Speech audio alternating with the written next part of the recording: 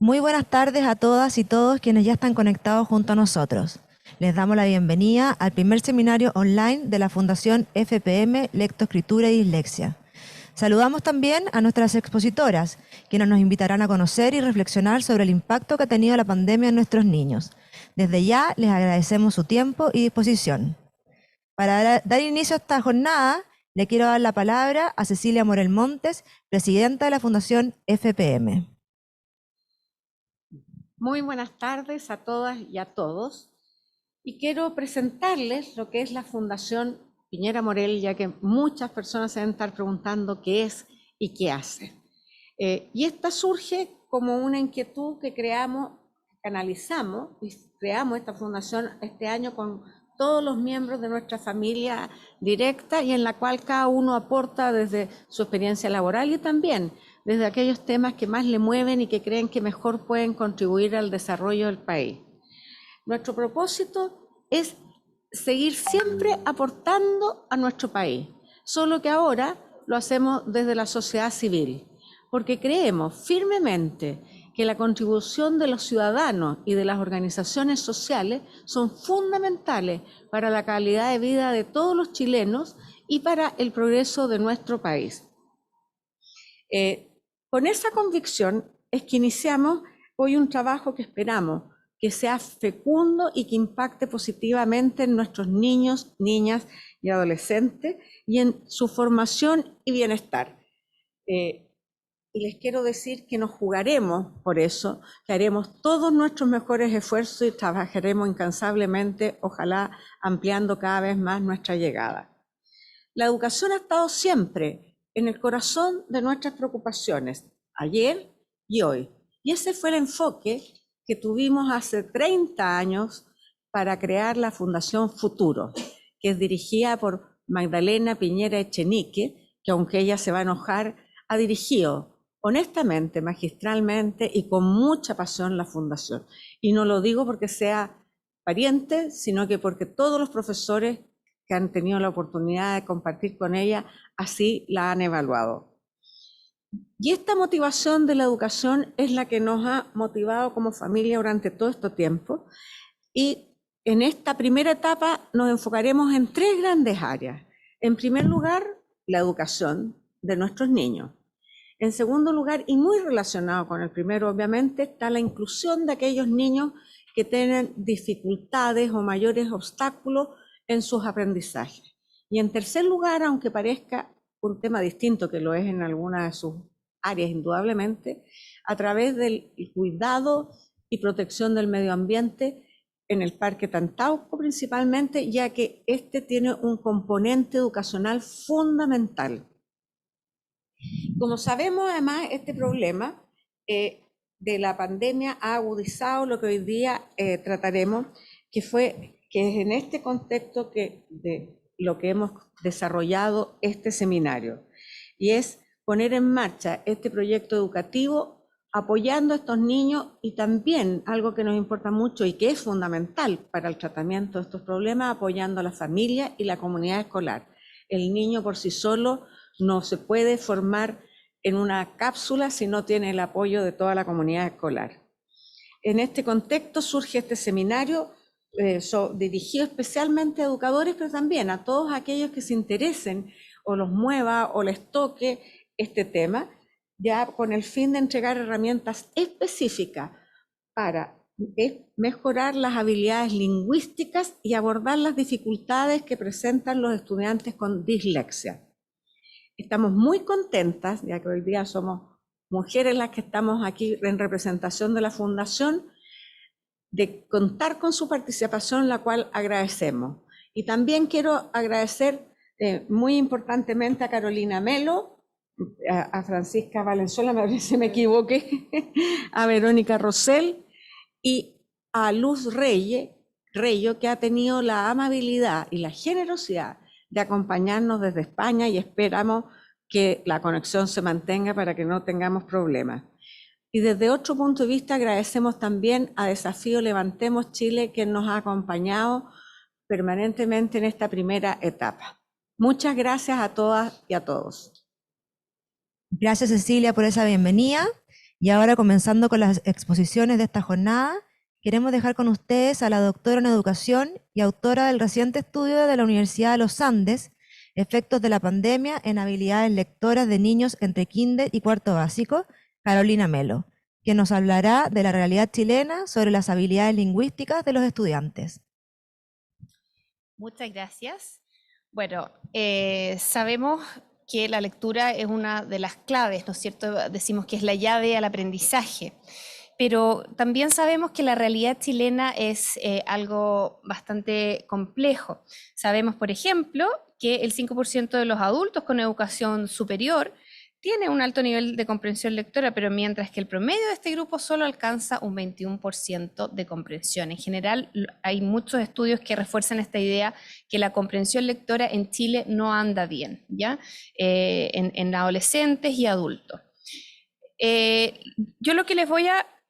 voy yo pasando las diapos. Lo que les voy a comentar hoy día es un poco este contexto primero de cómo estamos como país y luego un poquito... un poco sobre, bueno, cómo entonces se desarrolla el aprendizaje de la lectura y el contexto de este estudio en particular y sus resultados, ¿ya? Vamos a partir, perdona, pero por acá. En Chile, en marzo del 2020, todos sabemos, se cierran, ¿no es cierto?, las escuelas, al igual que en la mayoría de las partes del mundo. No obstante, en Chile se cerraron por 71 semanas, siendo este el país de la OCDE, donde se cerraron por un periodo más prolongado, ¿ya? En el 40% de los estudiantes se encontraron en establecimientos que entregaron formación a distancia, mientras que el resto no, ¿ya? No obstante, los estudiantes que estaban en estos establecimientos también se veían enfrentados a realidades muy diferentes. En los contextos de vulnerabilidad, por ejemplo, solamente un 27% de los niños participaba activamente de las clases y se conectaba, mientras que en los sectores más privilegiados estos números alcanzaban aproximadamente el 89%. Entonces, como pueden ver, esto ya da un precedente del problema al que nos empezábamos a enfrentar. Se estima, estudios del Banco Mundial hicieron simulaciones, se han hecho una gran cantidad de estudios preliminares y simulaciones que estiman que las pérdidas podrían ser de aproximadamente un año escolar, ¿ya? Con mayores impactos en los sectores más vulnerables. No obstante, son pocos los estudios que han empezado a darnos los datos duros sobre cuál es este impacto en concreto, digamos, ¿ya? Además de efectos en aprendizaje, sabemos que hay efectos socioemocionales, hemos visto mayores niveles de violencia, problemas de salud mental, disminución en la motivación y altos niveles de frustración en general de los estudiantes y también de los docentes debido a la adversidad que se enfrenta este contexto post-pandémico, y digo post-pandémico un poco entre comillas, ¿no? Porque todavía sigue el virus dando vuelta, pero ya estamos fuera de la emergencia. Entonces, ahora sí voy a volver un poquito atrás para contarles de la comprensión lectora. Sabemos que es sumamente importante leer con comprensión, ¿verdad? Como decía cuando comencé, esta es la llave al aprendizaje, y a través de la comprensión lectora es que comprendemos el mundo, aprendemos y somos capaces de participar en la sociedad civil, de involucrarnos, etc. ¿Y cómo se logra leer con comprensión? ¿Ya? Este es se llama el modelo simple de la lectura, que ilustra en el dibujo de una cuerda cómo las diferentes fibras se unen para juntas entrelazarse y formar esta cuerda firme que vendría a ser la comprensión lectora. ¿Ya? Pero dentro de esta comprensión lectora hay muchas fibras pequeñitas que tienen que actuar en conjunto, unirse para dar la fortaleza a esta cuerda que vendría a ser la comprensión lectora. Entonces, por ejemplo, dentro de cada una de estas fibras tenemos cosas como todo lo que es el ámbito de la comprensión del lenguaje, el ámbito semántico, ¿no es cierto?, donde está el vocabulario, el conocimiento del mundo, las estructuras lingüísticas, etcétera. Y por otra parte, de la cuerda tenemos todas las fibras que tienen que ver con la decodificación, ¿ya? La capacidad de descifrar el código, la habilidad fonológica, el reconocimiento de letras y palabras, etc. Y todas estas fibras, entonces, como yo decía, se unen para permitirnos leer con comprensión. Acá está el detalle un poco más específico, se ve un poquito chico, así que no sé si lo vamos a alcanzar a leer, pero en definitiva, ¿no es cierto?, lo que yo decía antes en la cuerda. Tenemos arriba todo lo que es conciencia fonológica, conciencia del impreso, decodificación y la fluidez, ¿no es cierto?, que es algo que por lo general se evalúa bastante en los colegios, que es esta habilidad de leer con una velocidad adecuada, con prosodia, ¿no es cierto?, con una pronunciación, entonación, ¿no es cierto?, y sin errores. ¿Por qué es importante? Porque al leer de manera fluida, sin tanto esfuerzo cognitivo, entonces puedo liberar atención para enfocarme en la comprensión. Por otra parte, en el centro del gráfico tenemos lo que es este conocimiento del mundo, los conocimientos previos, vocabulario, y abajo tenemos los propósitos generales de la lectura, estrategias específicas de comprensión. ¿Ya? Entonces, con esto en mente, yo les voy a contar ahora qué fue lo que hicimos nosotros en el estudio. Nosotros queríamos saber cuál había sido el efecto de la pandemia en las habilidades lectoras de los estudiantes entre kinder y cuarto básico. ¿Y por qué estos cursos? Bueno, porque están a la base del proceso de aprendizaje y de la escolarización, ¿verdad? Se espera y los datos muestran que los niños que se saben las letras en kinder, por ejemplo, tienen un mejor pronóstico después en términos de aprendizaje durante los años escolares. ¿Y qué quisimos ver específicamente? Específicamente queríamos ver el efecto de la pandemia en las habilidades de comprensión, ¿ya? Y digo habilidades en general porque obviamente que no se espera que los niños en kinder estén leyendo necesariamente, pero sí algunas de estas habilidades que yo les decía que van en esta cuerda, ¿verdad? Y queríamos comparar pre y post pandemia.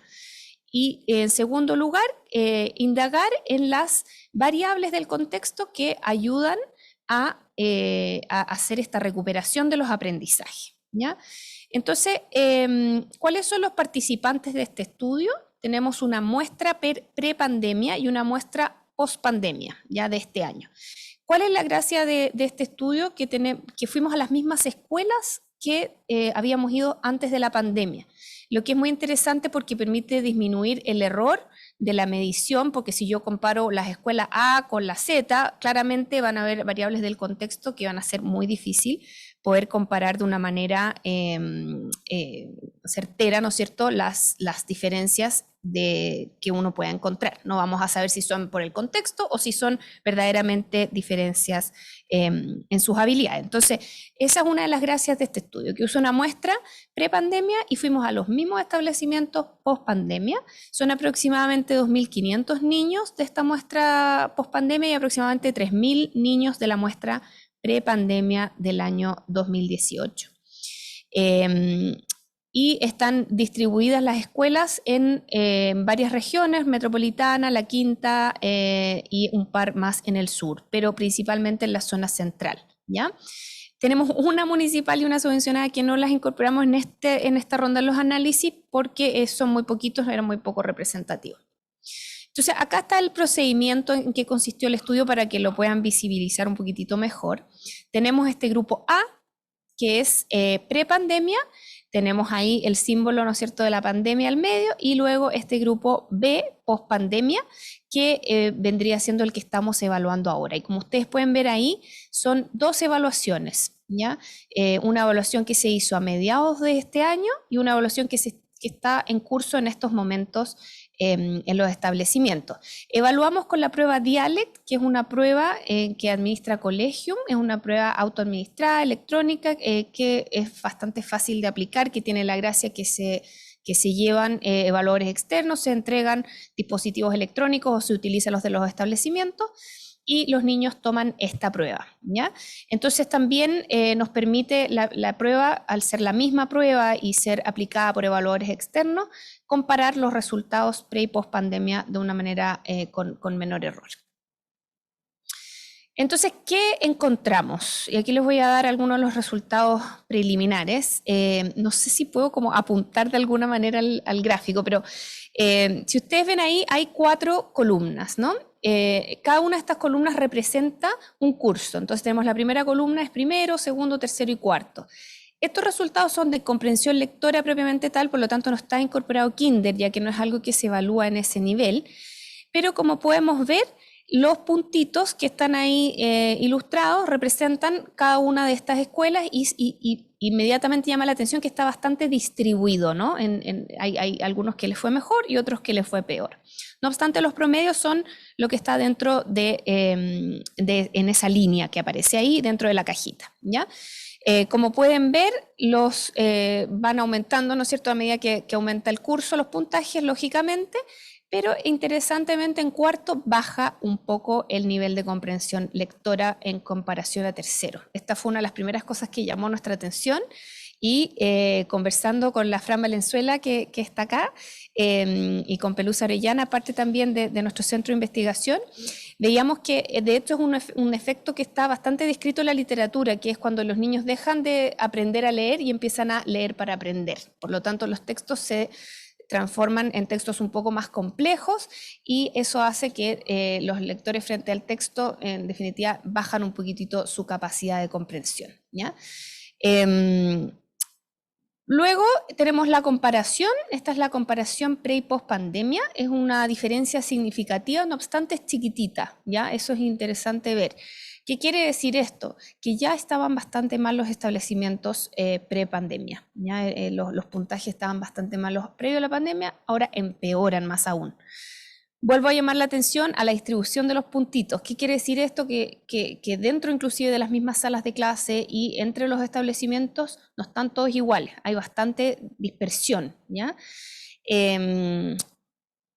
Y ahora sí les comento los resultados en lexiles. ¿Qué son los lexiles? Los lexiles es una unidad de medida, así como la talla del zapato, ¿ya? El lexil es como la talla, entre comillas, del libro y de la habilidad lectora, ¿ya? Igual que la talla del zapato me permite calzar el tamaño del pie con el zapato adecuado, el lexil es una unidad de medida que me permite calzar la habilidad del lector con la dificultad textual del texto, para hacer un calce que le permita al lector disfrutar de la lectura y aprender de ella también. Entonces, esta prueba Dialect entrega los resultados en lexiles.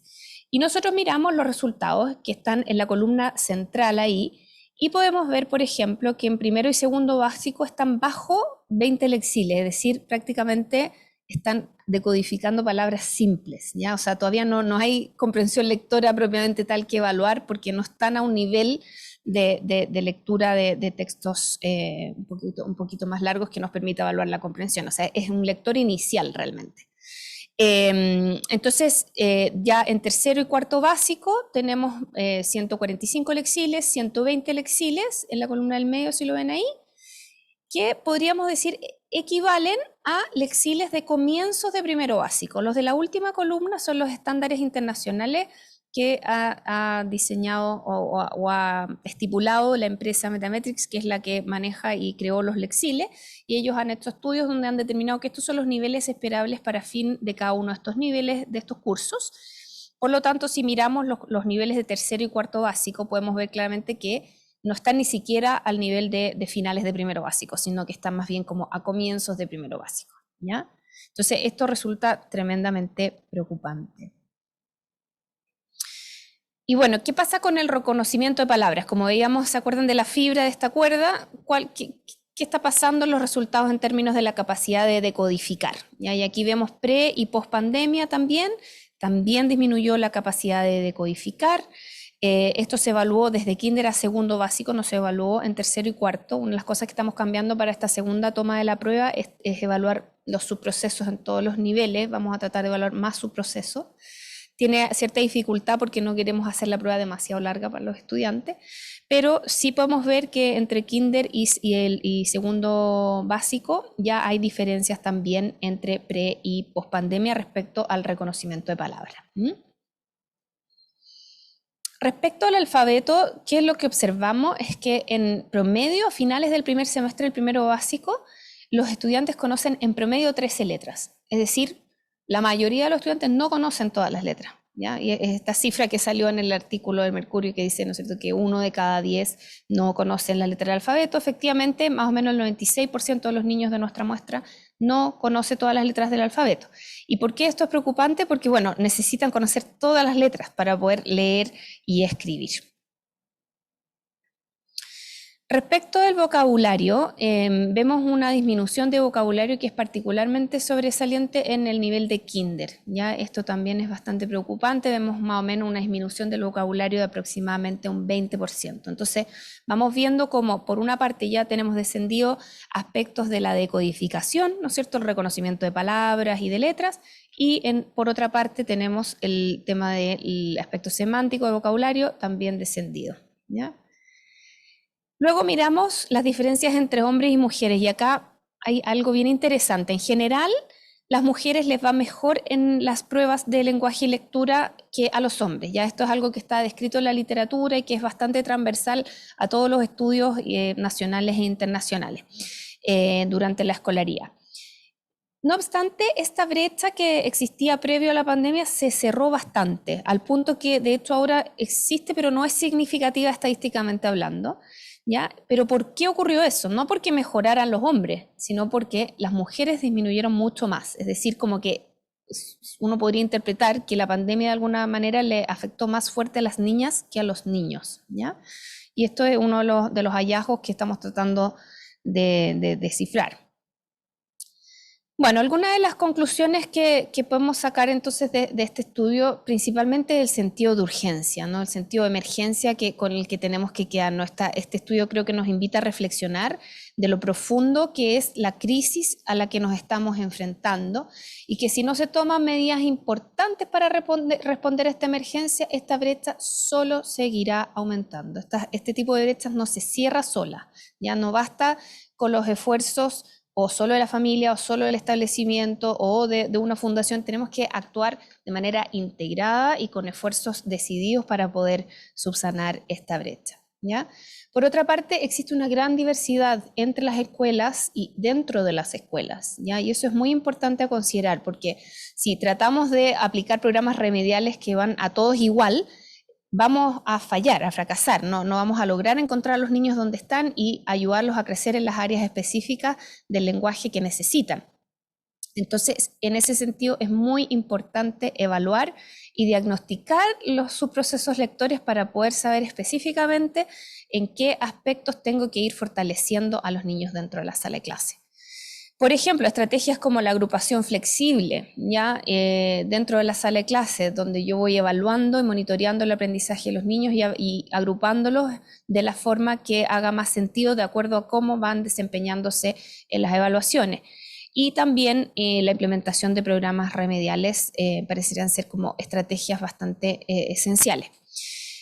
Y por último, bueno, no está de más recalcar, ¿no es cierto?, la importancia de la educación parvularia. A veces nos quedamos en la noción que los niños van a jugar o solo hacer cuidados y también esto se refuerza, ¿no es cierto?, por los datos que tenemos respecto a la asistencia, que es sumamente baja en la educación parvularia, más aún ahora post pandemia. Entonces, volver a recalcar la importancia de la educación parvularia para el aprendizaje. Los niños aprenden a través del juego, pero van al jardín a aprender jugando. Entonces, importante recordar eso y la importancia de esta etapa que es fundacional para adquirir todas estas habilidades prelectoras, podríamos decir, que veíamos en esta cuerda, ¿no es cierto? Sumamente importante trabajarlas en esta etapa inicial. Así que esos son los hallazgos, esas son las conclusiones y la invitación a reflexionar. Muchas gracias. Muchísimas gracias, Carolina, por tu exposición. Le recordamos a los asistentes que el chat de preguntas se encuentra habilitado para recibir sus consultas. Si el tiempo lo permite, al final podremos responder algunas de ellas. Continuando con el seminario de la Fundación FPM, dejamos ahora con ustedes a Francisca Valenzuela, magíster en Psicología Educacional y directora ejecutiva del recién inaugurado Centro de Investigación e Innovación en Lectura, quien hoy nos hablará de las estrategias para apoyar el aprendizaje del lenguaje y la lectura en el aula. Hola, buenas tardes. Así como la Carolina nos señalaba este sentido de urgencia que tenemos de ayudar a los aprendizajes de nuestros niños, y es necesario tomar medidas. Y estas medidas tienen que ver con ciertas estrategias que podemos utilizar en sala de clase y que la evidencia empírica nos señala que son importantes de utilizar y que son efectivas. Por lo tanto, más que quedarnos con esta necesidad de que tenemos que trabajar, creo que es bien esperanzador saber qué es lo que tenemos que hacer en sala de clase y empezar a implementarlo. Por lo tanto, les invito en estos 20 minutos que me asignaron a partir reflexionando acerca de la importancia que tiene la evaluación, porque si bien estos estudios macro nos muestran hacia dónde están las debilidades de la población chilena, es importante que cada uno de nosotros como docentes evaluemos a nuestros niños con diversos instrumentos para conocer cuáles son sus debilidades y en base a ella podamos ayudarlos a mejorar, a recuperar estos aprendizajes. Y luego la idea es que podamos ver ciertas estrategias para favorecer el vocabulario, el conocimiento del alfabeto y la decodificación, que son subcomponentes de la lectura importantes que mencionó la Carolina hace un momento como necesarios para trabajar en sala de clase. Los invito un momento a reflexionar acerca de qué es evaluar. Evaluar es recoger información de los aprendizajes de mis alumnos para poder orientar la práctica pedagógica. La evaluación o esta recolección de información no tiene el sentido de solo informar, sino que de ajustar lo que yo voy a hacer en sala de clases para lograr buenos aprendizajes de mis alumnos. Es más que recoger información sobre el progreso del estudiante, es recoger información para mi propósito de instrucción, para yo ir ajustando lo que voy a hacer, los objetivos que voy a plantear, las metodologías que voy a utilizar, con el objetivo de que mis alumnos logren los aprendizajes, los objetivos que yo me he planteado. ¿Por qué es importante evaluar en torno a la alfabetización?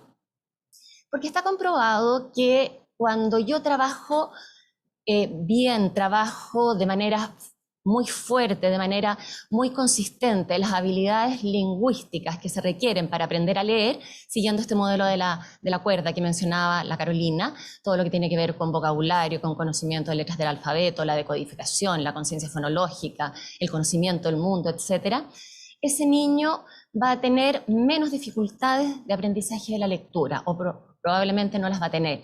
Por lo tanto, es importante trabajarla. Entonces, es importante evaluar habilidades específicas del lenguaje y la alfabetización para poder ofrecerle al niño oportunidades que necesita para avanzar en ellas. Los niños, la evidencia nos muestra que los niños que presentan dificultades al aprender a leer y escribir no van a resolver estas dificultades solos, sino que requieren de un trabajo específico en sala de clases. Por lo tanto, yo como profesor, yo como educadora, necesito conocer el nivel de desarrollo de estas habilidades para poder ofrecerle oportunidades de aprendizaje a ese niño. También hay investigadores bastante antiguos, investigaciones que nos muestran que las dificultades lectoras se acumulan en el tiempo. Es decir, un niño que tiene dificultades en kinder, si yo no lo ayudo a mejorar esa dificultad, va a tener más dificultades en primero, más dificultades en segundo, más dificultades en tercero, y esto es exponencial. Por lo tanto, el trabajar bien los primeros años de vida cumple un rol fundamental. Y la comprensión es el objetivo más importante de la enseñanza y el aprendizaje de la lectura. Como muy bien explicaba la Carolina en el módulo anterior, en los primeros años estamos enfocados desde la perspectiva educativa a que el niño aprenda a leer, para que luego pueda leer para aprender. Por lo tanto, fortalecer estas habilidades en los primeros años de vida son un objetivo central. Para cerrar esta primera parte de evaluación, ayudarlos a reflexionar de que las tareas de evaluación no tienen valor en sí mismas, es decir, el evaluar por evaluar no tiene mucho sentido si no me permite a mí mirar mi práctica pedagógica, ajustar esa práctica pedagógica para que ese niño logre los aprendizajes que necesita. Es decir, es esta idea de evaluar para conocer y para ir ajustando y mejorando la instrucción que yo voy a desarrollar en sala de clase. Vamos a tomar entonces el primer subcomponente de la lectura, que es el vocabulario, que las cifras están mostrando que están bastante bajos en nuestro país. De manera previa, quiero compartir con ustedes el que nos pongamos de acuerdo en todo qué es el vocabulario. Cuando hablamos de vocabulario, hablamos del significado de las palabras. Y hablo en plural porque una misma palabra puede tener distintos significados de acuerdo a los contextos. Y eso es importante que lo tengamos en mente cuando buscamos favorecer el desarrollo del vocabulario en el niño. Y la literatura nos muestra que hay 3 dimensiones del vocabulario que es importante resguardar a la hora de trabajar el vocabulario con mis niños en la sala de clase o con mis estudiantes en la sala de clase. Por un lado está la amplitud, y está comprobado desde la evidencia científica que es importante que los niños conozcan muchas palabras. Entre más amplio es el vocabulario, más posible es que comprenda lo que lee. Por lo tanto, ahí ya tenemos un primer objetivo en sala de clases, y es que el niño aprenda muchas palabras al día, muchas palabras a la semana, muchas palabras al mes, muchas palabras en el año escolar. Pero no solo que aprenda muchas palabras, sino que aprenda estas palabras en profundidad. ¿Y a qué nos referimos cuando hablamos de la profundidad? Que sea capaz de utilizar una palabra de acuerdo a distintos contextos, o que sea capaz de interpretar una palabra cuando la escucha o cuando la lee en distintos contextos, ¿ya? Y eso lo va dando el tener muchos encuentros con esta palabra en las diferentes situaciones en las que nosotros las usamos. Y la última dimensión que menciona la literatura tiene que ver con la fluidez de acceso. ¿Qué es la fluidez de acceso? Tiene que ver con que el niño pueda tener estas palabras que agrega a su léxico mental ordenadas mentalmente. Por usar un término algo coloquial, es tenerlas ordenadas en cajones mentales, de tal manera que cuando el niño quiere usar la palabra o el niño quiere interpretar la palabra, vaya al cajón correcto. Y hay distintas estrategias, técnicas que nos permiten ayudar a ese niño o a ese estudiante a ir ordenando estas palabras en sus cajones mentales a la medida en que las va incorporando. Importante es que cuando un niño, nosotros decimos este niño aprendió la palabra, vamos a decir aquello solo cuando el niño utiliza esa palabra en un contexto más bien espontáneo. Es decir, no solamente que la use cuando yo le pido que haga una oración o que responda en base a una pregunta que está utilizando la palabra, sino que en la utilización más espontánea, más diaria, el niño sea capaz de utilizar la palabra. Por lo tanto, el desafío es triple, ¿cierto? Es aumentar el vocabulario, es profundizar en el aprendizaje de cada una de estas palabras que yo planteo y ayudar a que el niño vaya ordenando estas palabras en su léxico mental a través de lo que se denomina la conciencia semántica. ¿Por qué es importante el vocabulario? Porque está comprobado que los niños que tienen un vocabulario más amplio y más profundo se convierten en mejores lectores y más rápidos. Y sabemos, las cifras en nuestro país señalan que los chilenos no comprendemos lo que leemos, o en un porcentaje muy bajo comprendemos lo que leemos. Por lo tanto, es una habilidad de manera transversal, desde lo que es la primera infancia hasta la enseñanza media, y me atrevería a decir como profesor universitario, hasta en la enseñanza universitaria, que es necesario ejercitar, que es necesario fortalecer. Los niños que conocen más palabras van a entender más cuando lean y van a aprender más. Y en Chile, en el 2021, ya tenemos ciertas cifras que nos dicen que el vocabulario de los niños en preescolar es bajo. Por lo tanto, y recordemos que esto es exponencial, por lo tanto, si conocen pocas palabras en kinder, van a conocer y van a aprovechar menos la lectura en primero, en segundo, etcétera, y esta brecha se nos va a ir haciendo cada vez más grande. ¿Cómo aprende un niño una palabra? No es que la aprenda de un momento a otro, sino que este es un camino en el que nosotros como profesores tenemos que acompañar a nuestros estudiantes. ¿Y qué pasa? Desde que no conoce la palabra, nunca la ha escuchado, a que empieza a tener una idea general de la palabra, la escucha por ahí, alguien la dice y se empieza a tener esta primera aproximación, lo que se denomina el mapeo rápido. Luego empieza a tener una idea un poquitito más amplia y profunda, de acuerdo a los criterios que vimos hace un momento de esta palabra.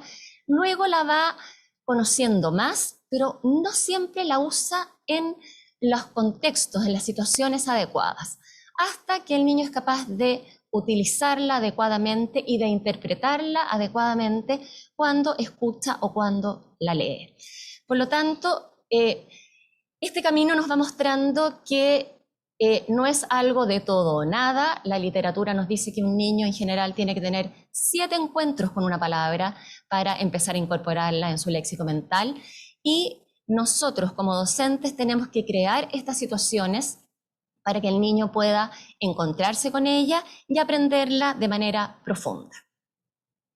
La literatura nos dice que la instrucción de vocabulario se puede dar de 4 formas.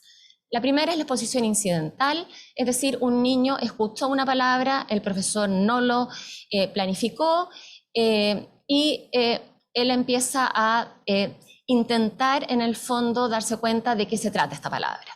La segunda es la instrucción implícita, es decir, yo uso la palabra en distintas situaciones y espero que el niño implícitamente, sin que yo me detenga en ella, vaya adquiriendo el significado de esa palabra. La tercera, que está ahí con un asterisco en la pantalla, es la instrucción explícita, que es desde el ámbito educativo en la cual nosotros debiéramos enfocar nuestros esfuerzos, es decir, en enseñar explícitamente palabras a nuestros niños y jóvenes. Y la cuarta es la instrucción extendida, que tiene que ver con hacer actividades un poco más allá de la enseñanza propia de la palabra de vocabulario para que el niño pueda utilizarla. ¿Qué prácticas pedagógicas podemos implementar en sala de clase para mejorar, para ampliar y profundizar este vocabulario en nuestros niños? Hay muchas. Por el tema del tiempo me voy a centrar solamente en 3, que tiene que ver con escoger bien la palabra, repetir la palabra y conversaciones extendidas. ¿Por qué escoger bien la palabra? Porque no es un tema menor. Si yo voy a invertir recursos educativos, tiempo educativo en enseñar una palabra, tengo que asegurarme de que esa palabra vale la pena, que el niño de verdad la va a necesitar para comprender lo que escucha o lo que lee. Si no, no tendría mucho sentido. Y para ello, Isabel Beck, investigadora norteamericana, nos sugiere una forma de seleccionar estas palabras en los contextos escolares. Ella divide las palabras en palabras nivel 1, 2 y 3. Las palabras nivel 1, serían aquellas palabras que son súper básicas, que el niño se encuentra en los diálogos habituales con ella.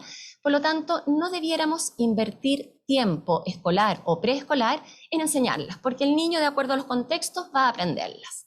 Las palabras nivel 2 son palabras de uso frecuente, es decir, que el niño las va a escuchar o las va a leer en los textos escolares y que son indispensables para la comprensión. Por lo tanto, yo me debiera centrar en esas palabras. Y las palabras de nivel 3 son palabras de uso menos frecuente, son palabras más específicas, propias de alguna disciplina, que tampoco sería necesario en el fondo dedicarme a trabajarlas en sala de clase. ¿Cómo sé si una palabra es nivel 2 o no? Con estos 3 criterios que nos propone la autora. Primero, si es una palabra importante y una palabra útil, es decir, el niño va a poder utilizarla en el ámbito escolar o preescolar, o si el niño la va a necesitar para leer estos textos escolares o estos cuentos infantiles que le están leyendo en sala de clase y la necesita para comprender la historia. Por otro lado, que tenga potencial de instrucción. ¿A qué se refiere la autora con ello? Tiene que ver con que el niño conozca algunas palabras con las cuales pueda relacionarla, de manera de ir expandiendo esta red semántica que se va convirtiendo estas palabras que va incorporando a su vocabulario habitual. Y luego está el entendimiento conceptual, y ello tiene que ver con que el niño tenga la capacidad cognitiva para comprender esa palabra. Sabemos que, por ejemplo, los niños pequeños son niños que son más bien concretos, por lo tanto, palabras muy abstractas definitivamente va a ser difícil que las comprenda. Ahí tenemos un ejercicio rapidito de palabras de nivel 1, la palabra luna o la palabra lobo. Probablemente el niño se va a ver enfrentada en cuentos infantiles si estamos pensando en preescolar. Por lo tanto, no vale la pena invertir tiempo en ella, pero sí, por ejemplo, en palabras tales como perfecta, encantar o salvaje. Luego tenemos una práctica que pareciera muy básica, pero que tiene su evidencia en la literatura y que nos muestra que el repetir muchas veces la palabra que yo estoy enseñando ayuda a que el niño la vaya entendiendo en distintos contextos, y al entenderla en distintos contextos vaya a ser capaz de apuntar a esta dimensión del vocabulario que decíamos que era la profundidad. Ya, por lo tanto, entre más veces yo use la palabra en sala de clase, esta palabra que estoy enseñando, le voy a ayudar a que el niño vaya aprendiendo esa palabra con mayor profundidad y voy a ir cubriendo entonces esta segunda dimensión del vocabulario. Cuando yo repito esta palabra, la voy a usar en distintos momentos de la jornada, sea en la lectura de cuentos, en una narración, en la explicación de una instrucción, etc. Por lo tanto, voy dando oportunidades al niño de aprender esta palabra de manera más profunda. Y por último, el construir a partir de conversaciones. El lenguaje se aprende hablando, ¿ya? Por lo tanto, tengo que dar oportunidades al niño de que use la palabra a través de estas conversaciones. ¿Por qué? Porque por un lado se centra en aquellos temas que son de interés para el niño, por lo tanto va a participar de manera más espontánea, más motivadora, con más ganas. Por otro lado, va a permitir ir incorporando la palabra que se enseña con la red de palabras que el niño ya tiene. Va a ayudar a fortalecer esta red semántica que necesitamos que sea muy amplia y muy fuerte para que el niño pueda luego comprender lo que lee.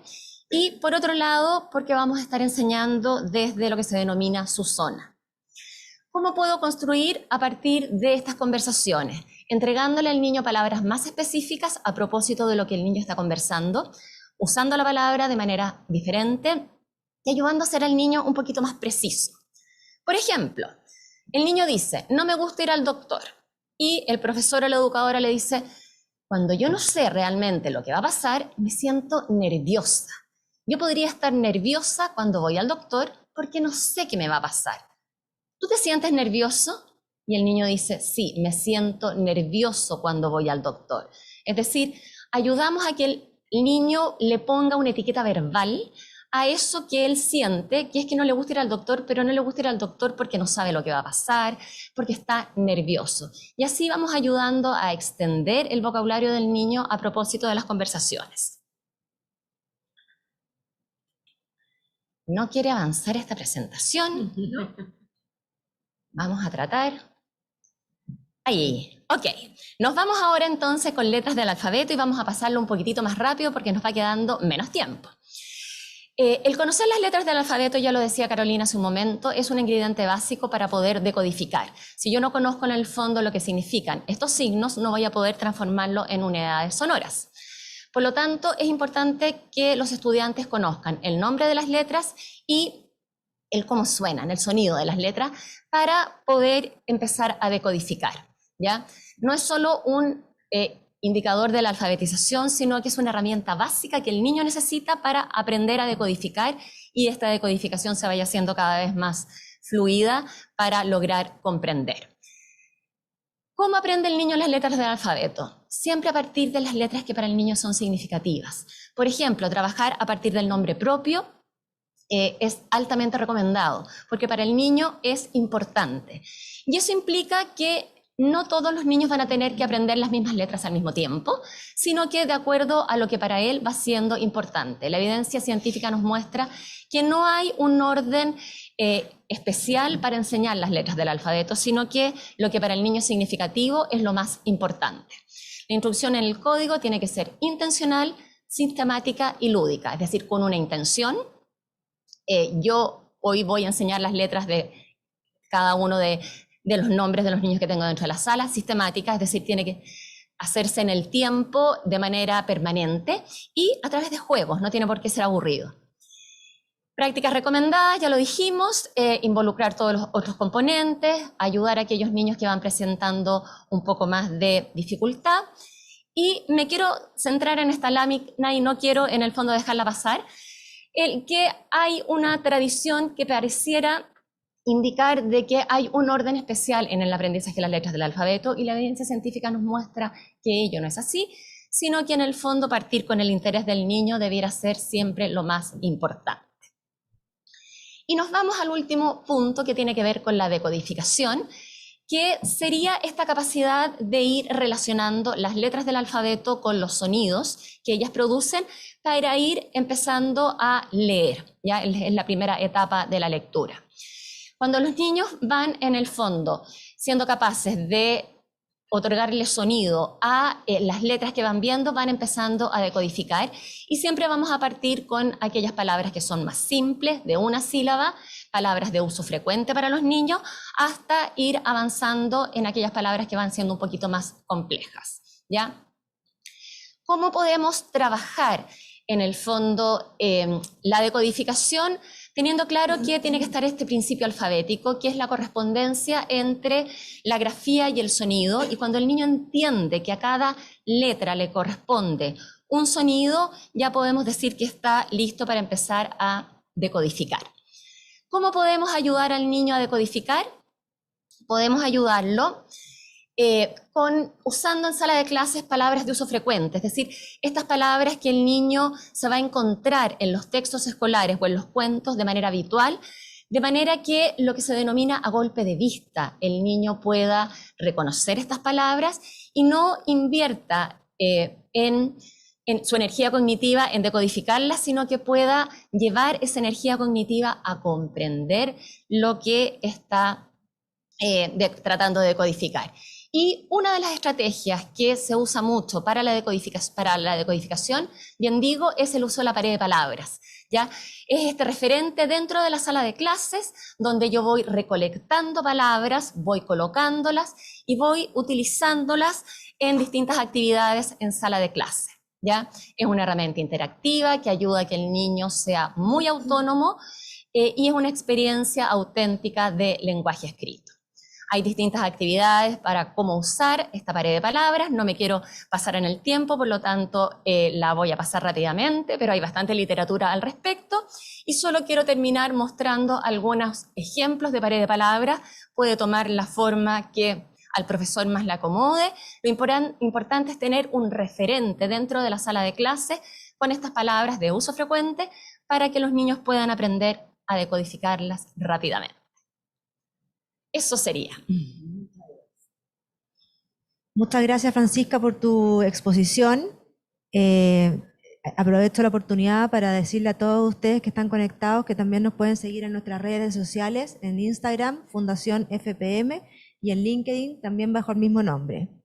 Queremos, antes de pasar a la siguiente expositora, ver si podemos contestar algunas de las preguntas que nos han puesto a través del chat.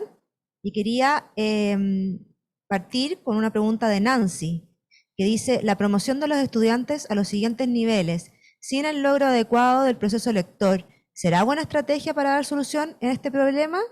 Yo creo que esa pregunta la puede responder Carola. Sí, mira, de hecho la evidencia muestra que el retener a los alumnos tampoco necesariamente contribuye a mejorar y remediar estos problemas de aprendizaje. El problema es que la repitencia por sí sola no soluciona el problema. O sea, el hecho es, la estrategia ahí es enseñar lo que se requiere enseñar, independientemente si pasa de curso. O sea, lo que quiero decir es que tampoco se soluciona haciendo repetir a los niños, porque si van a repetir lo mismo que ya hicieron antes, tampoco contribuye, y eso es lo que muestra la evidencia. Muchas gracias, Carola. Y una segunda pregunta que me gustaría que contestara Francisca, que la hace Carol Yamet. Dice: ¿creen ustedes que desde las bases curriculares debiese existir un cambio en la forma y fondo en relación a los objetivos de aprendizaje desde kinder a segundo año básico? A ver, creo que las bases curriculares reconocen la necesidad del desarrollo de ciertas habilidades, y eso está sumamente claro, y son bastante amplias. Más que modificar el marco curricular, creo que es importante que los profesores nos empoderemos de esas bases curriculares. Hay una priorización curricular que también en el fondo apunta a ciertas habilidades que en el periodo de pandemia se precisó que era más importante relevar. Y desde ahí hacernos propios esos objetivos de aprendizaje y buscar las distintas estrategias para el logro de esos objetivos. Muchas gracias, Francisca. Y ahora queremos pasar a nuestra tercera expositora, a la cual le damos muchas gracias porque está conectada desde España. Ella es española, la saludamos con mucho entusiasmo. Luz Reyo, lingüística y doctora en informática, reconocida con diversos premios a lo largo de su carrera. Es fundadora de la empresa social Change Dyslexia, desde la que trabaja junto a un equipo interdisciplinario en la detección precoz y apoyo al tratamiento de la dislexia. Así que ahora compartimos pantalla contigo, Luz, desde España. Nuevamente, muchas gracias.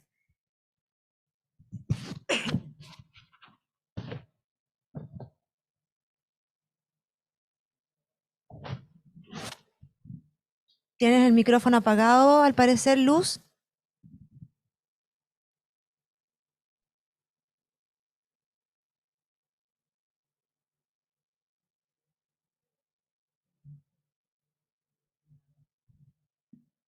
¿Tienes apagado el micrófono? ¿Lo puedes encender tú desde tu pantalla, Luz?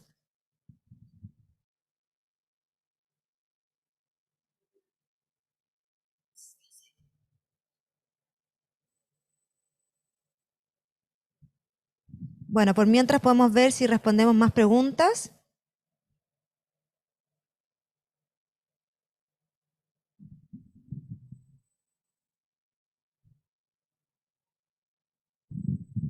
Los invitamos nuevamente a seguirnos en nuestras redes sociales, en Instagram, Fundación FPM, Facebook y LinkedIn también estamos presentes. Aquí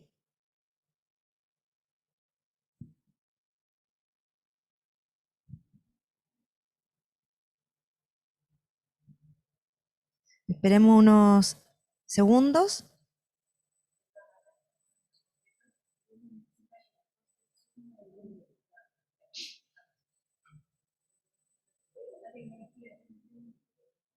No tengo.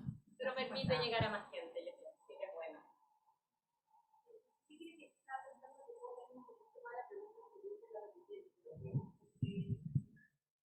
Algunas cosas importantes de aclarar. Cuando hacemos repetir un niño hay un componente emocional muy fuerte, ¿no? Y eso hace de hecho que pueda perjudicar el aprendizaje, ¿ya? Entonces lo que muestra la evidencia es que la repitencia misma no contribuye por eso, o sea, primero porque los ponemos a lo mismo que estaba tratando de aprender antes el niño. Por otra parte, el efecto emocional que puede tener puede ser peor que lo que estamos tratando de subsanar, ¿ya? Y entonces la solución pasa por entregarle o ayudarle a lograr los aprendizajes que vemos más descendidos, ¿ya? Y ahí es donde la diferenciación de la enseñanza cobra una tremenda importancia, pero que también sabemos al mismo tiempo que es algo que es bastante difícil de implementar en la práctica. Todos los que somos profesores y trabajamos con muchos niños al mismo tiempo sabemos que este es un tremendo desafío. Por eso, de nuevo, la importancia del diagnóstico, de la evaluación y de insertar recursos, ¿no? Porque los profesores están tratando de hacer lo mejor que pueden. Los que nos están escuchando, yo sé que son la mayoría de profesores y están desviviéndose por sus alumnos. Por lo tanto, es importante poder contar con mayor apoyo, en sentido los trabajos de las fundaciones, ¿no es cierto?, que están contribuyendo, como por ejemplo la Fundación Piñera Morel en este caso, son esenciales porque van a ayudar directamente a la labor docente para contribuir a subsanar este problema. Muchas gracias, Carolina. Aquí tenemos otra pregunta. Dice, ¿creen ustedes que la sobrepoblación dentro de las aulas es un factor que puede incidir en el aprendizaje de este proceso? ¿Y cómo creen ustedes que en la realidad chilena se pueda dar alguna solución a esto? ¿Tomo yo, Carola? A ver, sin lugar a dudas, que el tener una gran cantidad de estudiantes dentro de una sala de clases dificulta en cierta medida el trabajo. Pero es la realidad que tenemos y de esa manera yo creo que tenemos que avanzar en los aprendizajes. Y el trabajo diferenciado, es decir, el que no tenga los 40 alumnos trabajando en lo mismo, sino que de acuerdo a cada uno de sus necesidades y agruparlo de acuerdo a los distintos niveles de desarrollo, es una buena alternativa. Muchas veces estamos como muy enfocados a que todos los niños tienen que avanzar de la misma manera y al mismo ritmo, y sabemos que eso no es real. Por lo tanto, el ofrecer alternativas de trabajo distinto en el desarrollo de una misma habilidad es una buena forma de manejar esta cantidad de niños que tenemos, que muchas veces no es lo ideal, pero es con lo que tenemos que trabajar. Sí. De la cuchara también, las subvenciones diferenciadas para la inclusión con niños de necesidades educativas especiales, por ejemplo, es una herramienta concreta muy práctica porque nos permite incorporar un adulto más muchas veces dentro de la sala de clase con quien podemos distribuir un poco las cargas. Muchas gracias, Francisca. Muchas gracias, Carolina.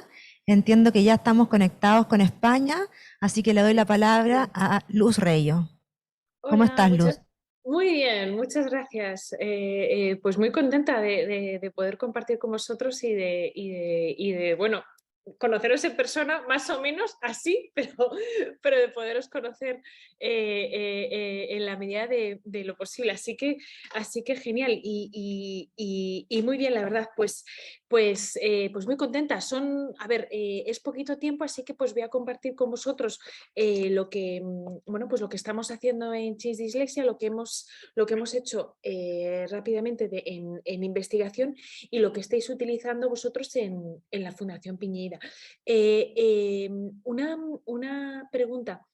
Para poder compartir la presentación, creo que el host también me tiene que dar permiso, porque cuando doy clase con mis estudiantes utilizo Zoom, pero aquí no veo la opción esta de compartir que normalmente tengo. Si Luz, queréis. la exposición tuya está puesta en la pantalla. Perfecto. La Entonces pusimos desde solamente. acá. Pues perfecto. Vale. Y entonces, ¿y la puedo controlar yo desde aquí? Sí, ¿no?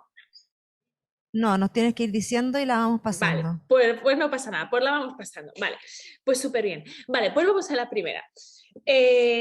Vamos a la primera slide. Si podéis pasar a la siguiente, por favor, genial, gracias. Vale, pues nuestro tema de investigación tiene que ver con la dislexia, ¿vale? Entonces, la dislexia sabéis que es una dificultad específica de aprendizaje que afecta a la lectura y la escritura, pero que no afecta a la inteligencia general. O sea, si vamos, por ejemplo, al DMS5, que es el manual, ¿no? de clasificación de enfermedades, de dificultades,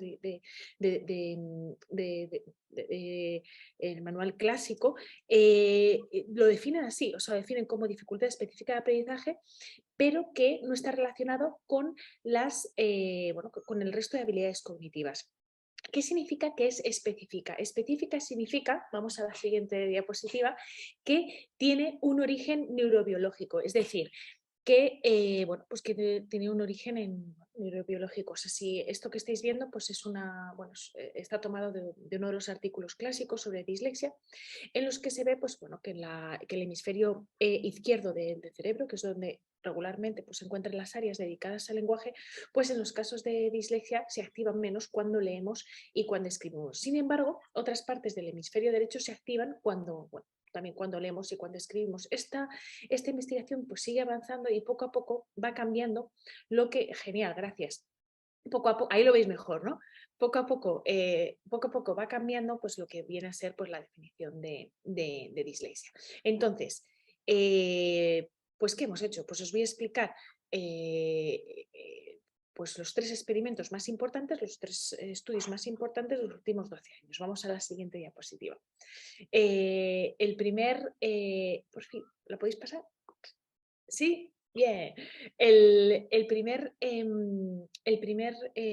descubrimiento tiene que ver con los errores de las personas con dislexia. Es decir, igual que en la gramática, en el lenguaje, ¿vale? Hay reglas, ¿no? que rigen el lenguaje.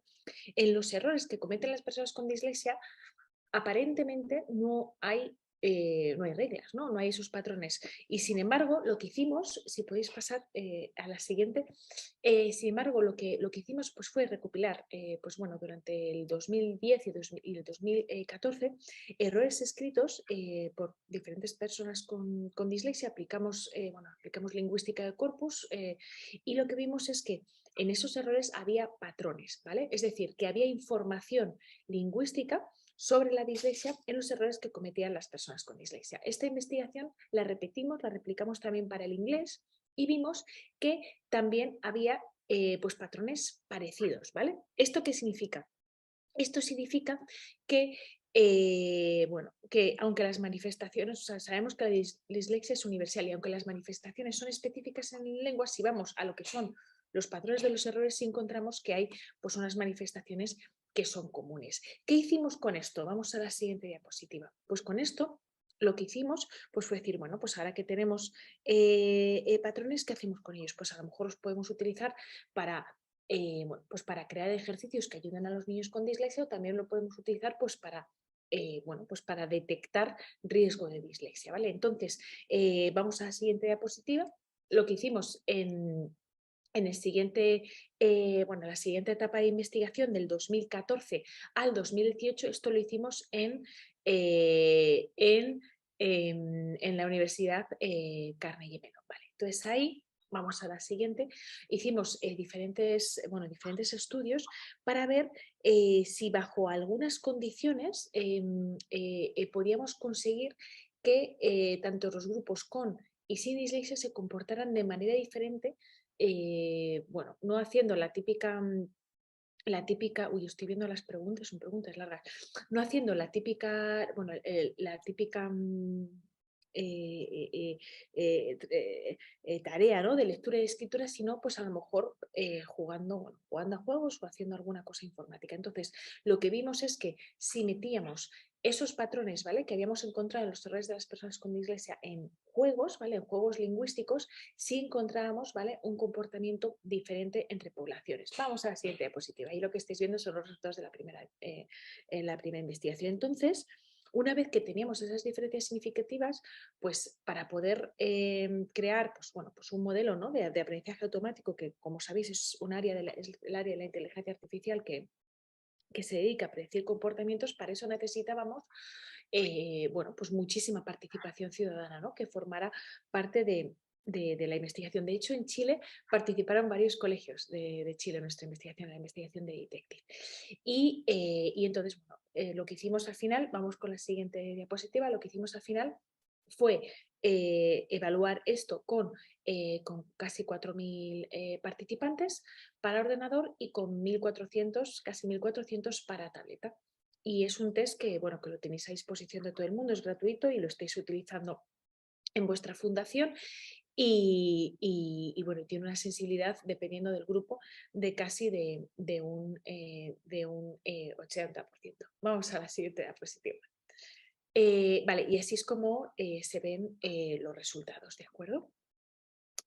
Con riesgo, sin riesgo, y es un test de cribado, ¿vale? En ningún caso esto es un diagnóstico, y si queréis ir al artículo científico lo tenéis también disponible en línea.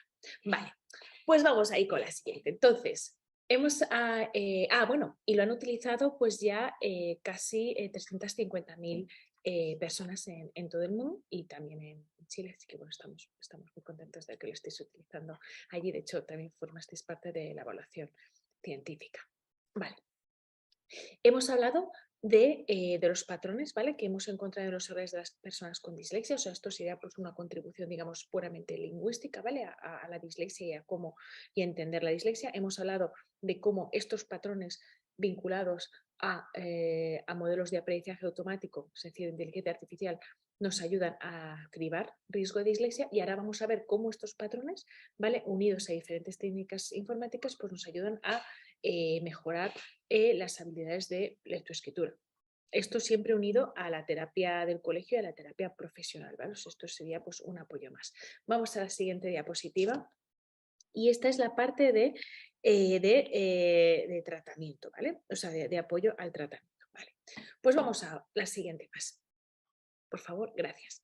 Entonces, dentro dentro de las, digamos, de las habilidades, ¿no?, pues que se pueden extraer a través de un ordenador, claro, no se pueden extraer todas las habilidades que se pueden extraer cara a cara, ¿no?, pero hay algunas que sí que se pueden extraer cuando jugamos a juegos, ¿no?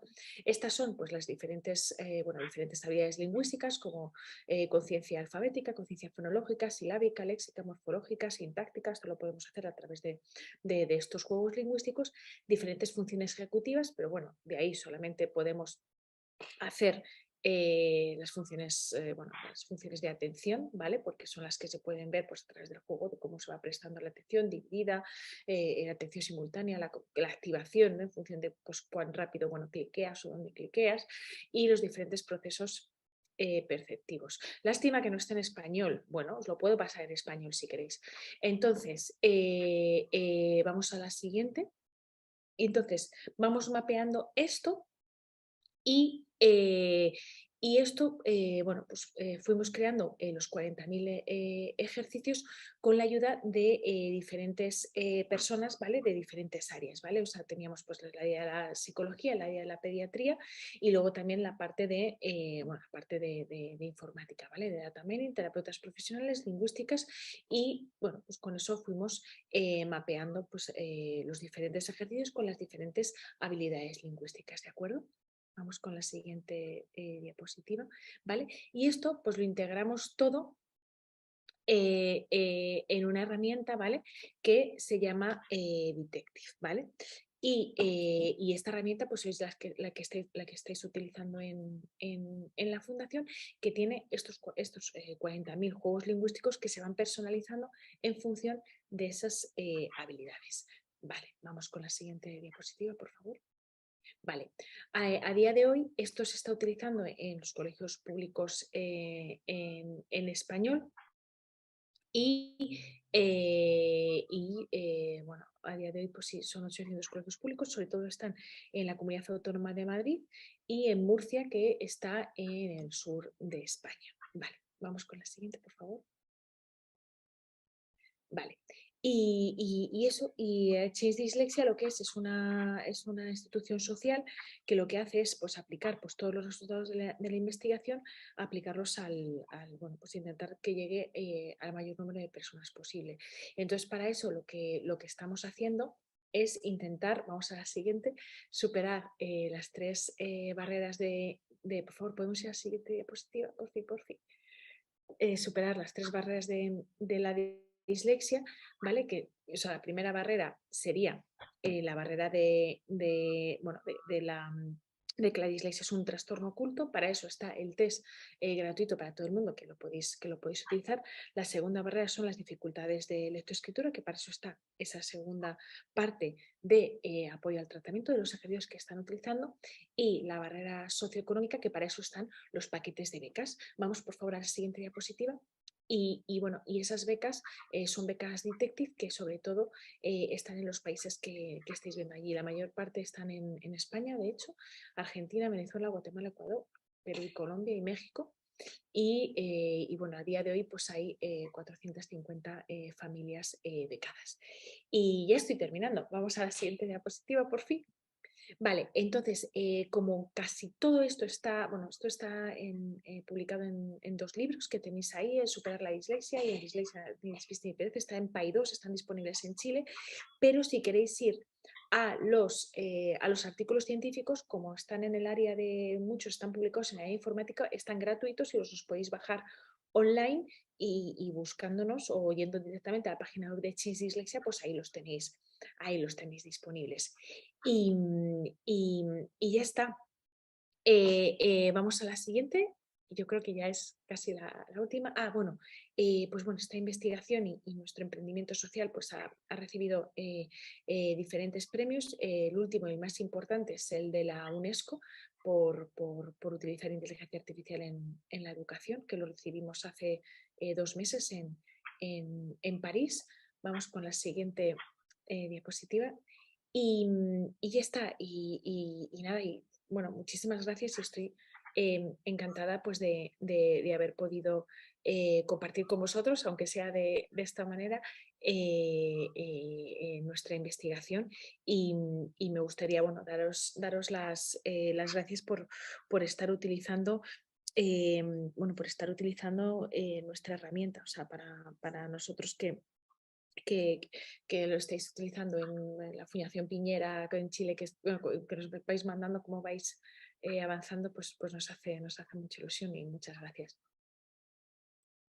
Gracias, Luz. Muy interesante tu exposición. Te felicitamos por el programa Change Dyslexia y en especial por la aplicación Detective You, que nosotros estamos utilizando aquí en Fundación FPM y que es lo que queremos pasar ahora a contar. Así que las dejo con Verónica Rosell, psicopedagoga, coordinadora del programa piloto A Leer Jugando, que nos va a contar la experiencia que hemos tenido en un colegio en Recoleta. Hola, ¿qué tal? Buenas tardes a todos. Encantada, Luz, de conocerte en vivo porque te hemos contactado largamente. Y si pudieras quedarte un tiempo más al Zoom, creo que al final de mi ponencia, que es muy cortita, van a salir numerosas dudas porque yo voy a lo práctico de lo que tú has expuesto. Y como buena psicopedagoga, creo que ya la capacidad atencional se nos ha ido, así que yo voy a hacer un corto de un video y les voy a pedir a las personas que lo pongan. Muchas gracias.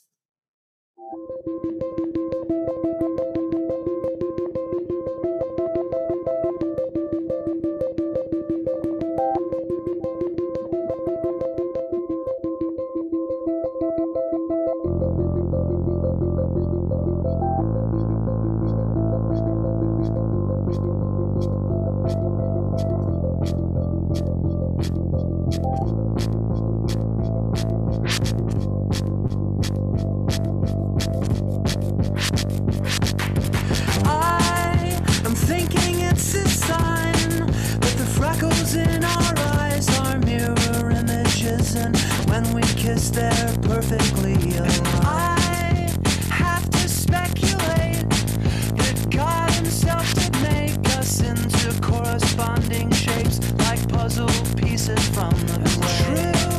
True, it may seem like a stretch, but it's thoughts like this that catch my troubled head when you're away, when I am missing you to death. You are out there on the road for several weeks of shows. When you scan the radio, I hope this song will guide you. They won't see us waiting from such late heights. Come down now, they'll say. ¡Qué bonito! Por favor. Voy a compartir luz. Pero qué bonito. Y bien, el dicho 21 días se necesitan para crear un hábito es un mito, no hay una prueba científica. De alguna forma pienso que en el Colegio José Artigas hemos hecho el hábito del uso de Detective y eso está trayendo positivas consecuencias. Entonces voy a comenzar exponiendo el programa Leer Jugando. Ahí está el Colegio José Artigas y de alguna forma FPM, la fundación, comenzó indagando lo que estaba sucediendo a nivel país y por eso el primer engranaje es la pandemia y todo el contexto en el cual estamos situados, ¿no es cierto? Que lo expuso muy bien Carola Melo con el estudio. El segundo foco que teníamos muchas ganas era la de necesidades educativas especiales y por ende vimos todo el tema de la dislexia, que la prevalencia es de un 10% de la población y de ellos el 40% se cree que tiene fracaso escolar producto de estas dificultades, pero aún así sigue siendo el 10%. Pero después en la realidad chilena y mundial nos encontramos con este importante y urgente, como señalábamos antes, retraso lectoescrito. Hay cifras del Banco Mundial, 4 de cada 5 alumnos no alcanzan el nivel mínimo de comprensión lectora. La cifra que recientemente salió del estudio, que 9 de cada 10 niños no conocen todas las letras del alfabeto. Las cifras del Mineduc pospandémico, que 158.000 niños pasaron a segundo básico sin los conocimientos mínimos. Por lo tanto, y citando a nuestra presidenta de la Fundación, quisimos hacernos cargo de esta realidad, en este sentido de urgencia, y Fundación FPM creó el programa Leer Jugando. Y el programa Leer Jugando básicamente tiene la siguiente metodología. El programa Leer Jugando y asociados con Desafío Levantemos Chile y Fundación Futuro. ¿Cuál es la metodología del programa? Iniciamos una evaluación donde evaluamos a 138 alumnos de tercero y cuarto básico mediante la aplicación, sin saber estábamos conectadas de la Universidad de los Andes y colegio, mediante la prueba Dialect. Luego de eso implementamos 96 licencias Detective a los alumnos que salieron más descendidos. Lamentablemente no pudimos aplicarlo a todos porque como estamos tratando de pilotear el programa, dejamos un grupo de control, un tercero, y el tercero más descendido aplicamos. Lo mismo sucedió en cuarto, tomamos un cuarto y el grupo de cuarto más descendido aplicamos. Y dentro de eso las fotos también, en esto de necesidades educativas especiales, estamos con 14 niños de una escuela hospitalaria que corresponde a enfermos crónicos, también estamos utilizándolos con ellos. En el test de cribado, tal como decía Luz, es solo un tamizaje inicial, nos dio solamente un 2,17%, que no constituye un diagnóstico, pero nos da más luces y estamos más atentos a esos niños. Y por lo mismo, la aplicación Detective nos permite hacer sesiones personalizadas. Si bien cada alumno tiene su usuario, nos salió en el Dialect un 17,6% de niños no lectores, o sea, eso está el Lexil, esta medida promedio que encajaba el lector con el libro, ni siquiera entraba, o sea, era bajo cero el Lexil. Y para esos niños tenemos que hacer sesiones personalizadas a nivel silábico, porque palabras no llegaban. Y también un importante porcentaje de retraso lector significativo que nos dio el 55,7%. Eso a nivel sala. Y a nivel de comunidad, como queremos ser sistémicas con la familia, tuvimos reuniones con los profesores, analizamos los resultados, las capacitamos en el uso de Dialect, cómo era la elaboración, los subprocesos que medía, en Detective, y en herramientas concretas para trabajar la lectoescritura en el aula. Y en la reunión de apoderado dimos mucha importancia en esta triada, alumno al centro, familia, colegio, donde en la lectoescritura sí las familias tienen mucho más que decir que en conocimientos más de grande. Dimos tips súper concretos de uso doméstico, de lista de compras, de conversaciones, como decía la Francisca, de ampliar el vocabulario, y fuimos bien acogidos por los papás. Y así entonces estamos en este proceso. Evaluación inicial con Diamas, que nos dio los lexiles, que acá tenemos los porcentajes. Hicimos un promedio que en tercero lo esperable era 385, nos dio un poquito más favorecedor que el estudio de ustedes, nuestra muestra al menos, donde la media estuvo en 295, pero igual está bajo. Y en cuarto básico, donde lo esperable en promedio era 498 de esta medida lexil, y nos dio una media de 368. Después viene este trabajo sistemático, que es el que estamos realizando, y después, lamentablemente hasta el día de hoy, en los primeros días de diciembre vamos a aplicar la evaluación final y vamos a saber qué impacto tiene el uso de Detective Luz en nuestros alumnos. Yo estoy súper confiada de que, porque ya estamos viendo resultados. Perdón, ahí está el uso de Detective sistemático. Esta es la lámina luz que está en español, la traducimos nosotros. Detective abarca, no lo voy a volver a repetir, pero ese sinnúmero de habilidades y competencias, pero sí voy a ejemplificar luz con pantallazos del programa. Por ejemplo, acá tenemos que aluden a la percepción visual, o sea, perdón, auditiva, porque sale lo que has escuchado. Cada alumno trabaja con un audífono, como lo vieron en el video, y responden que han escuchado. La siguiente, que no me avanza, ahí. La siguiente, se me fueron dos. Espérenme 2 segundos. ¿No pasa? Ahí estamos en la siguiente. Ahí estamos bien, gracias. Ahí. La siguiente, no tengo cómo puntear, pero la de acá arriba, en el fondo arriba mío, también es visual. La que está donde está mi pantalla es encuentra el diferente, todo visual. Hay auditivas y también hay de decodificación y de errores comunes, estos patrones que hablaba Luz, de que son frecuentes errores comunes que cometen los niños que presentan dislexia y también retraso lector. Otro ejemplo, también de ortografía, claramente seleccionar ahí cuál es el error oculto, de ortografía visual irregular y algún otro que tengo al final. Esta es la clásica de dislexia, encuentro yo, el error oculto, que en el fondo decodificamos con lectura global, lo que explicaba la Francisca, y el hasta lo leemos, hay que llegar hasta el final de la aventura, pero finalmente dice hazla, o sea, no decodificamos y hacemos una lectura global errónea, ¿ya? Y los niños tienen que ir pasando por eso, por distintos desafíos, y van avanzando en etapas, van cambiando los escenarios, y van ganando moneditas que les permiten a ellos canjear en una tienda de compra, skin, como le llaman, yo no soy tan moderna, pero disfraces y cosas. Ahora, el impacto son 96 niños, el programa dura 4 meses, ya llevamos 48 sesiones y con una sistematicidad de 3 veces a la semana. En la parte final de la diapositiva tenemos un ejemplo de un informe personal de un alumno donde ya se ve en gris está la media y él ya está por sobre la media de lo esperado para su edad, aumentando siempre la curva exponencial en cada una de las habilidades vistas. No sé si lo alcanzó a decir Luz, pero en el fondo con la inteligencia artificial del programa va adecuando las sesiones según los errores que ha tenido. Entonces le va dando de alguna forma, en esto mismo que dijo la Francisca, de atender la diversidad de la sala, o la Carola, perdón, con estos puntitos que eran tan diversos, este programa nos permite como acoger una diversidad. Y yo no puedo dejar de mencionar como buena educadora este triángulo virtuoso que se arma, o este núcleo pedagógico que menciona Elmore entre el contenido, el profesor y el alumno, donde la motivación, la mediación y la sistematicidad han hecho una sinergia muy positiva. Los niños, hay veces que el programa resulta un poco tedioso, no puedo dejar de decirlo, pero hay otras veces que se entusiasman, los voy siguiendo, los vamos monitoreando y llegan muy sistemáticamente a trabajar y van avanzando. Ahora, yo lo igualo como a un ejercicio, una ejercitación sistemática, donde estamos como entrenando, y yo como psicopedagoga pienso que es una terapia, un tratamiento específico, pero en forma más masiva, y como bien decía Luz, en forma de abarcar más niveles sociales, porque es el uso de una aplicación.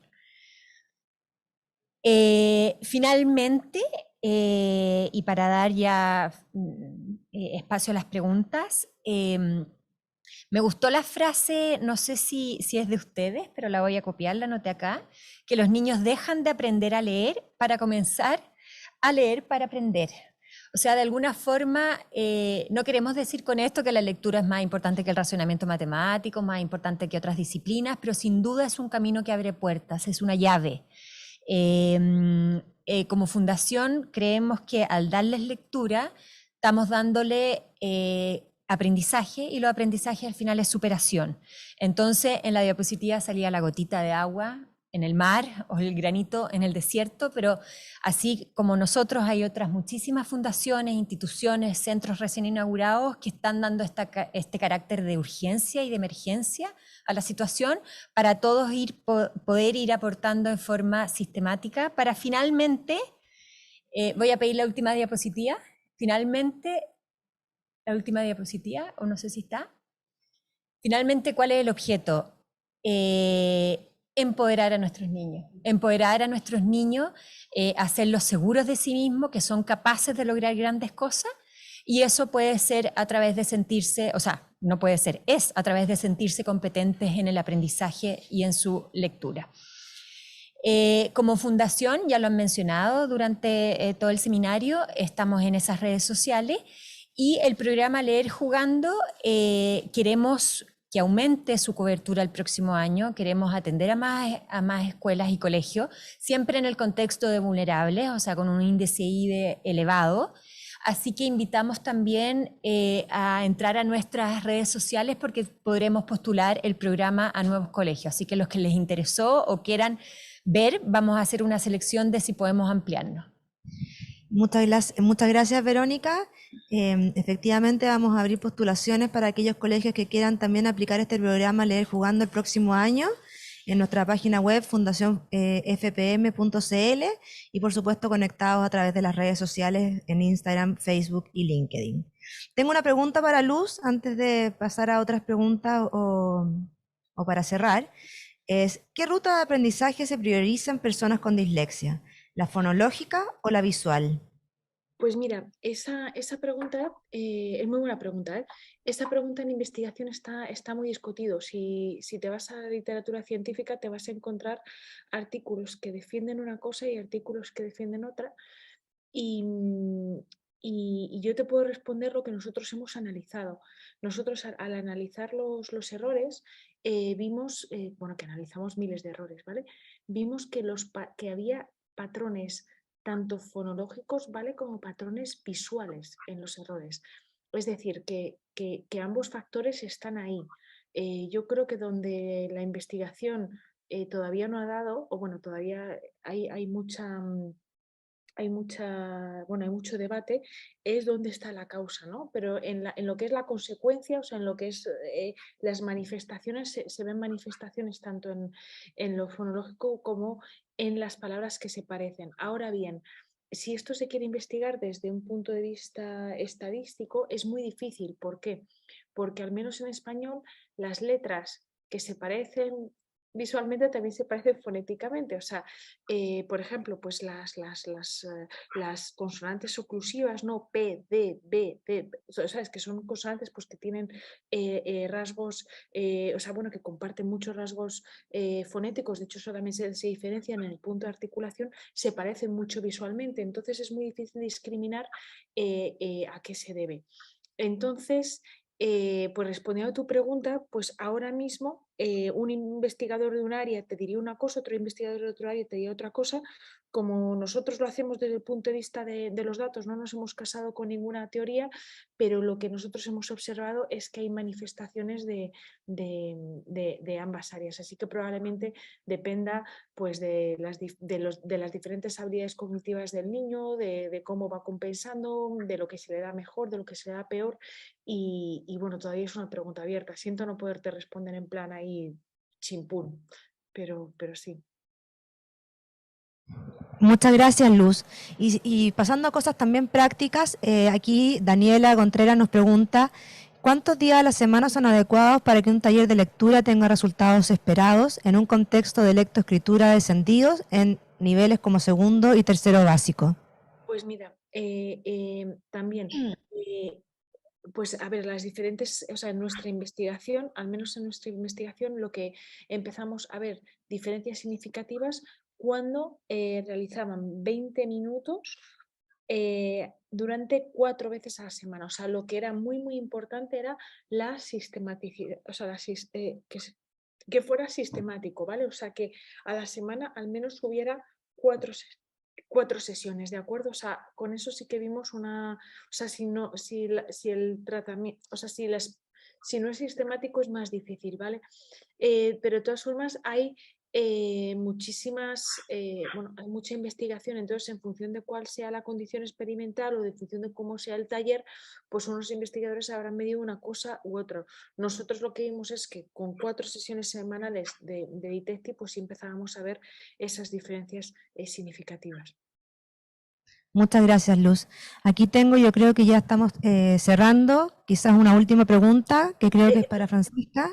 Una cosa, Es pero yo puedo decir algo antes de que me empujéis. Me ha encantado, Francisca, tu presentación. Muchísimas gracias. Me ha emocionado, me ha encantado el vídeo, es precioso. Y qué gusto, qué gusto. O sea, me ha gustado además que nuestra presentación de Detective. Muchísimas gracias. Y qué emocionante cómo lo estáis. Perdón, Verónica, que se me va.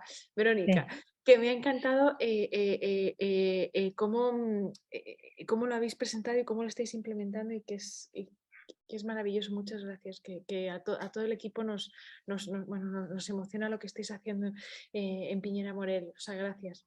Solamente, antes de que me muteéis, ya está. No, Luz. no, está bien. No, yo creo que acá voy a ser embajadora de Change the Iglesia acá en Por Chile. favor. Voy a contemplar, o sea, complementar lo de sistematicidad. Sin duda en el Colegio José Artigas hemos visto cómo no hemos dejado de estar 3 veces a la semana, donde Luz realizan 2 retos cada vez, o sea, son 6 retos a la semana. Eso Y los es. niños realmente están teniendo un sentido de logro y competencia, van subiendo y por supuesto que vamos tomando estrategia. Hay premios, hay estímulo, el que completa más, no el porcentaje de realizados, sino que el porcentaje de aciertos o las preguntas de acierto, pueden escuchar música después en el tablet. Vamos viendo distintos temas de estrategia y los niños están entusiasmados. Hoy día estuve con ellos, están muy entusiasmados. Así que eso. Qué bueno. Aquí pasamos a la última pregunta, que es de Matías. Dice, considerando la brecha educativa evidente que se ha mencionado hasta el momento y que se busca de forma urgente realizar prácticas pedagógicas y ejecutar estrategias que eliminen esta crisis, ¿por qué se considera relevante aún realizar una evaluación estandarizada del CIMSE en 4º año básico? A ver, creo que la evaluación siempre ilumina la práctica pedagógica. No con esto estoy definiendo una decisión o la otra, pero creo que entre más información tengamos, nos permite ajustar las prácticas pedagógicas. Por lo tanto, la evaluación, sea estandarizada o sea una evaluación que yo voy creando al interior de mi comunidad escolar, me va informando mi práctica pedagógica, me va permitiendo focalizarme en aquellas debilidades que se van detectando. Cuando no evalúo, no sé qué es lo que hay. En cambio, la evaluación, sea el cariz que tenga esta, sea la característica que tenga, me va permitiendo ir ajustando lo que voy a hacer en sala de clase. Me permite tomar decisiones pedagógicas de manera informada. Carolina, ¿también quería agregar algo? Yo creo que más que nunca como país es importante la evaluación, como dijo Francisca, la evaluación de aula sin duda, pero la evaluación estandarizada también, porque de alguna manera es un termómetro que nos permite ver a nivel de país cómo estamos, ¿ya? Es una evaluación de una magnitud mucho más grande, por supuesto, que un estudio como el que estamos realizando nosotros, que son 3.000 niños. Esta es una evaluación a nivel nacional, ¿no es cierto?, que nos permite ver diferencias, por ejemplo, por región, por comuna, por establecimiento. Es una información sumamente relevante para la toma de decisiones a nivel de política pública. Me parece que es clave, sobre todo en los momentos que estamos viviendo de pospandemia. Muchas gracias y ya queremos cerrar este seminario, nuestro primer seminario online de dislexia y lectoescritura. Agradecer nuevamente a las expositoras, a Verónica Rosell, a Luz Reyo, a Carolina Melo y Francisca Valenzuela por estar aquí con nosotros y compartir todas sus experiencias y sus conocimientos. Y darle también un especial saludo a todos ustedes, profesores, directivos, profesionales de la educación que se conectaron con nosotros hoy día. Perdón, y les vuelvo a repetir que vamos a abrir postulaciones para aquellos colegios que quieran postular para aplicar este programa Leer Jugando el próximo año. Y queremos invitarlos a que hagan todas sus preguntas a través de nuestras redes sociales, en Instagram, fundacionfpm.cl, LinkedIn y Facebook. Y darles un agradecimiento final. Esperamos vernos pronto y en nuestra página web y en las redes sociales vamos a seguir en contacto y contándoles de muchas otras actividades que hacemos como fundación, como el taller de cuentacuentos que parte el próximo miércoles, como festivales y ferias que hacemos en algunas comunas del país. En fin, todo vamos a estar informando, como les digo, a través de las plataformas tecnológicas que tenemos como fundación. Muchas gracias nuevamente, muchas gracias a la expositora y nos vemos prontamente.